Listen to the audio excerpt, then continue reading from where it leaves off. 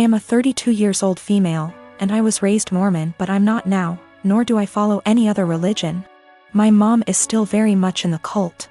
As such, she has the typical Mormon mindset regarding gender roles and all that bullshit. Granted, I still think she'd be this way without her religion, though maybe not as bad. We get along splendidly, except when the topic of her religion comes up, which doesn't often. She's visiting right now.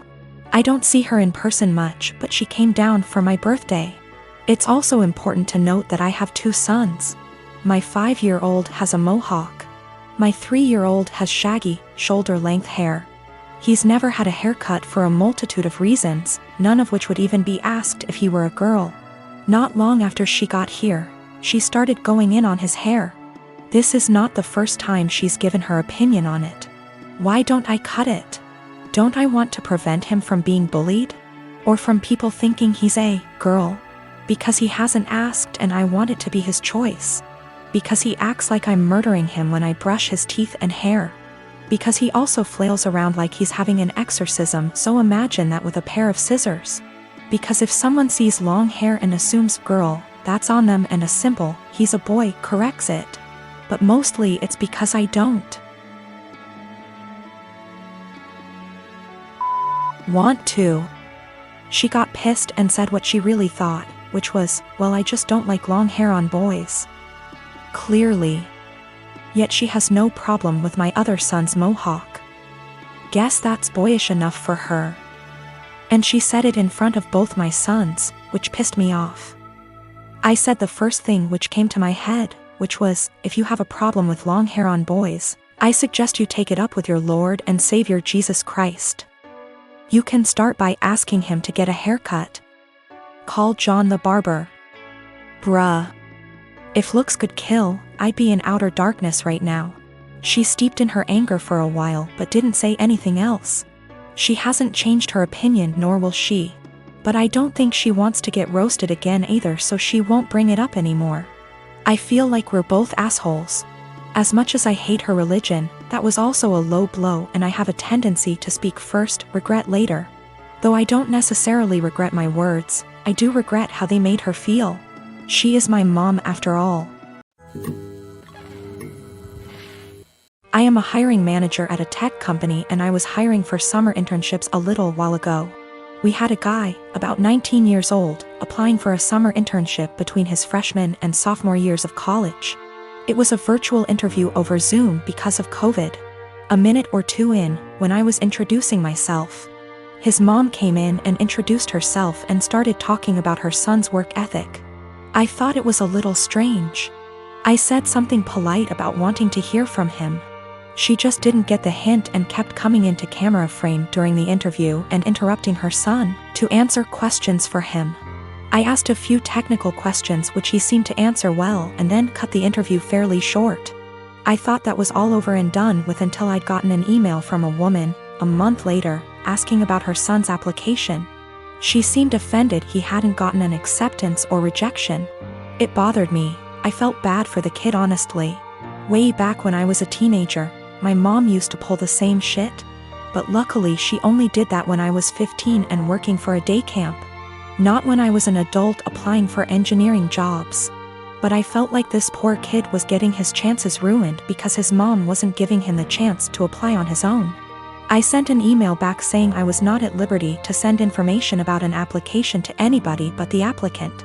I also asked HR to send an email to the kid saying sorry, but we were not making him an offer. It is something we usually do, but his rejection email must have slipped through the cracks with all the COVID craziness. Anyway, after we sent that, I got a phone call from his mom. She had a forwarded copy of the email, and she was demanding answers. I said that I could not comment on the guy's performance in the interview to her as she was not the applicant. If he wanted to reach out to me, I was happy to give him some feedback.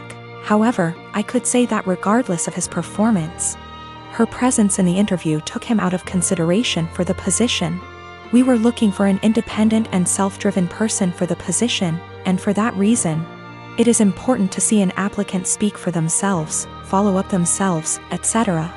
I also said that, as a piece of advice, every hiring manager I've met in my career who sees someone other than the applicant answering questions during an interview following up on the applicant's behalf, etc. Would also put their resume in the do not hire pile. Since, while the applicant may be skilled and motivated, they need the ability to demonstrate those traits themselves. She blew up at me over that, kinda cussing me out to the point where I hung up.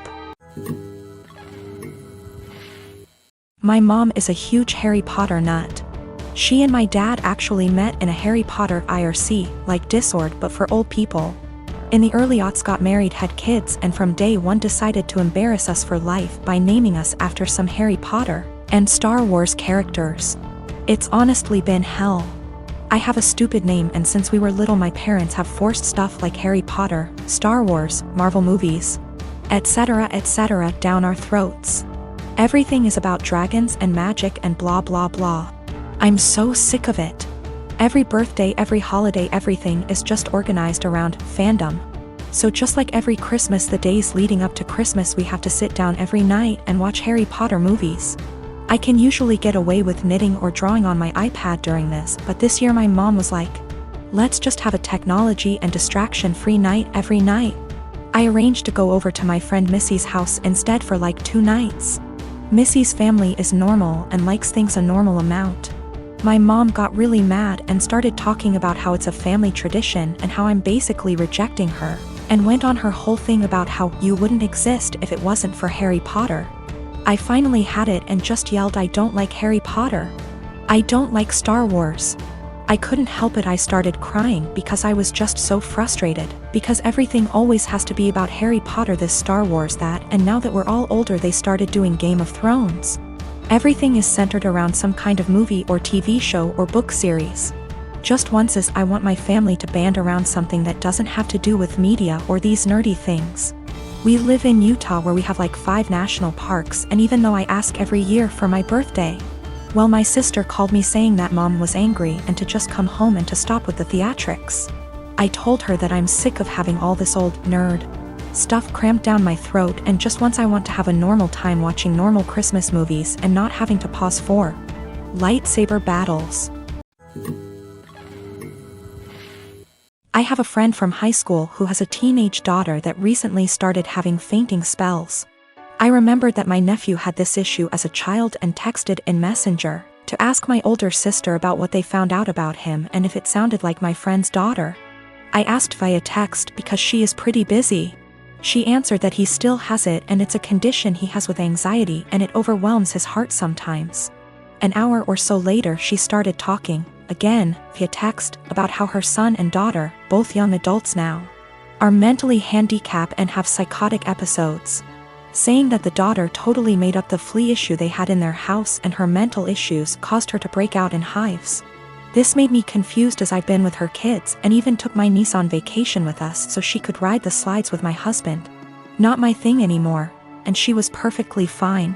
Well, an hour later my sister texted me saying all of that was not her. After she had told me about her son's anxiety issue, she had went to work and her husband. Yes, her husband had pretended to be her and even Googled all this BS up. I already had issues with her husband. He has lied and has had other issues before. To say I was angry is an understatement. Her husband, who is not her children's father, was bad-mouthing and telling me her kids are mentally unstable. Carl already has a past of being like this to her kids, and my sister went along with it. I told her, that was it. I'm done. I went no contact for the past month, although I kept in touch with the kids. She has a younger son, age 15, and he does not get along with her husband, either. I told the elder too what he had said so they had a heads up. My sister defended him initially but apologized 2 days ago. I told her that her husband needs to apologize for himself, though. He is a grown man.